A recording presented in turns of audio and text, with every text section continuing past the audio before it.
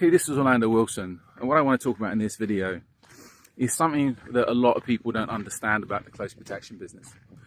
And that is that a lot of clients that have security, or especially those that assign security, don't want security. This is where a lot of times in the security business in general, a lot of people, clients, businesses, etc., don't like having security, but they need it. Corporate security world, they need it for insurance purposes, etc., but it's an expense they don't want to spend the money on.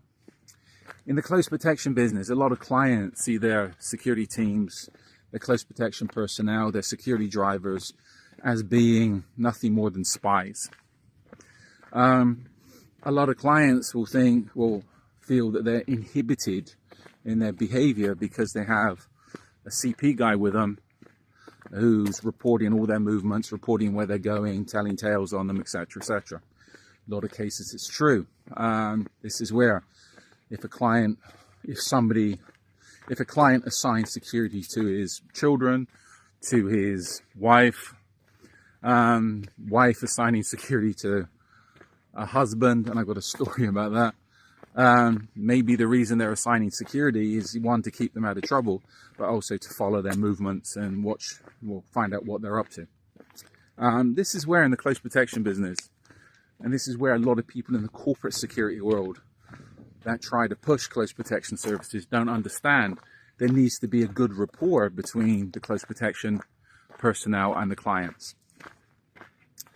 I can give you a few examples. I remember years ago, well, a long time ago now, I had the security for one location in Miami, and we had a very good relationship with the clients, European clients, and they wanted services. They wanted things done properly. But the staff of their business didn't. The staff of the business, how can we put it, very South Florida, gay, Hispanic, etc., seen myself and my guys as being a little bit too strict, and chances are we were spying on them and we were keeping them in order and watching what they were doing just as much as we're watching for the other bad guys. And you know what, that's part of our job in corporate when we're providing corporate security services, because most threats, most theft come from the inside anyway, right?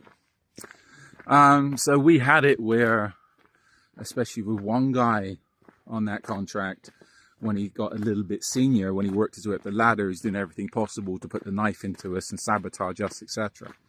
But that's a whole nother story. Too many stories for another time. I've got more on that contract. I've got an article up about racial, sexual discrimination on my blog. And I think I've also done a video about it when I highlight the issues with some of the issues with that contract. So this is where a lot of people will want to get you out. And even though the clients can like you, even though you signed a contract, it doesn't mean that all the staff will like you. And the chances are they're going to be trying to, somebody will be trying to sabotage you somewhere. Back onto the close protection business. I know of one lady that was stuck on a job in the US. And I know her personally, very, very good person. And she was stuck on a job to look after, let's say, an influential person from the Caribbean. And I don't think this influential person from the Caribbean, who had his own security with him, particularly appreciated being looked after. He's a little bit of a macho guy, going to be doing a lot of, making a lot of bold statements. And here he has arrived in America, and he's got a white chick looking after him. A white chick being his bodyguard. Didn't particularly suit his image. So that was issues to start with. That was stupidity on the company's perspective, but it's an American company thinking, well, we'll just send a female to America, DI and all that bullshit. Close protection business is not a DEI business.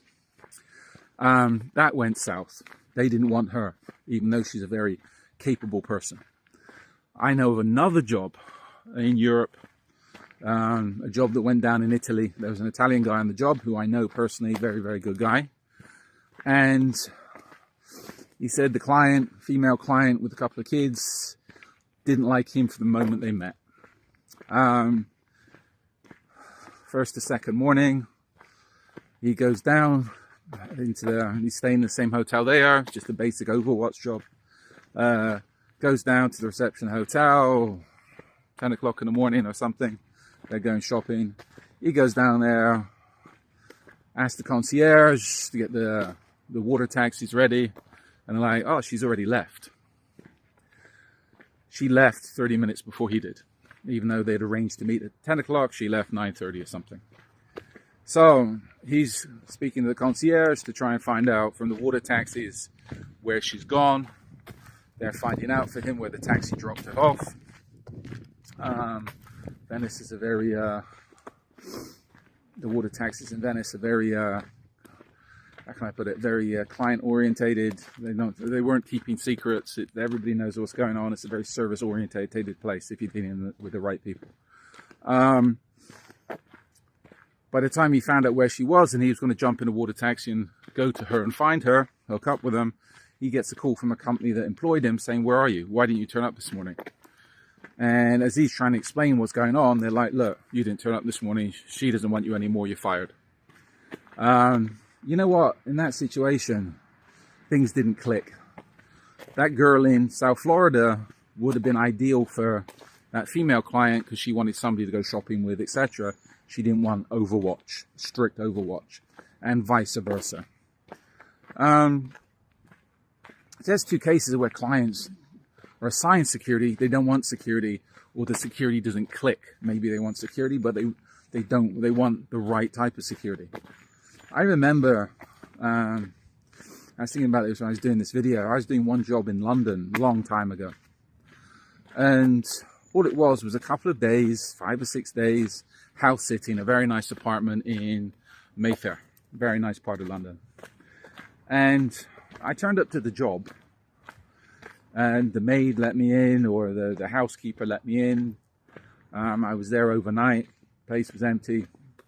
The client was out of the country. I don't know the story. Not my business. I'm house sitting. I'm let in, etc.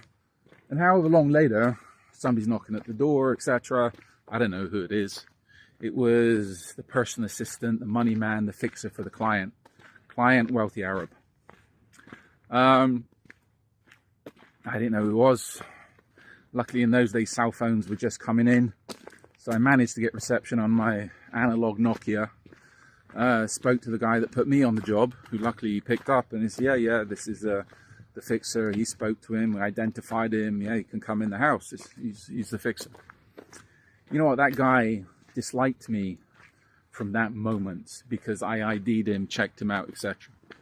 And I think maybe he was the problem because he was using the client's house when the client wasn't in residence. But a couple of times that evening he come very sharp because he stayed there. He was working in one of the rooms. Oh, you need to leave. You need to go now. You need to do this. You need to do that. And again, I found out the guy that put me on the job, and I no, of course not. The client wants you there. The client wants services, so stay there. This guy was adamant. And the guy that put me on the job phoned me up the next day and said, again, he understood things. Old school Met Police. Asked me about the fixer, and I said, no, I'm just there. I'm not even watching TV. I'm there reading the book. Sat in this nice apartment reading a book. That's it. Made myself a couple of cups of coffee. That's it. He says, no, the fixer put a complaint in against me, etc., etc. Whatever. I said, was the place dirty? Is the place whatever? What's the problem? He said, no, the fixer's an asshole. They don't want you.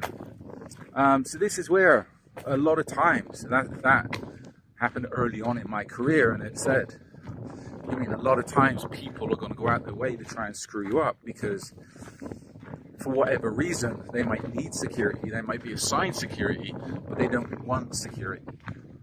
So that's something you need to take into consideration.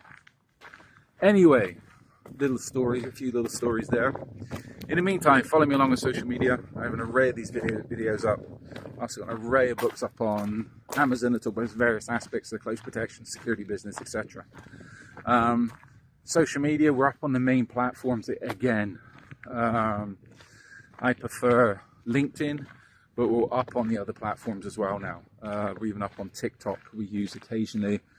We're back up on Facebook if you can find us. Find out that's under a personal account for me, but we're back up. So follow us along on social media for a lot more of these videos, content, etc. If you have any relevant questions, please feel free to reach out. Meantime, be good, stay safe, and try to stay out of trouble.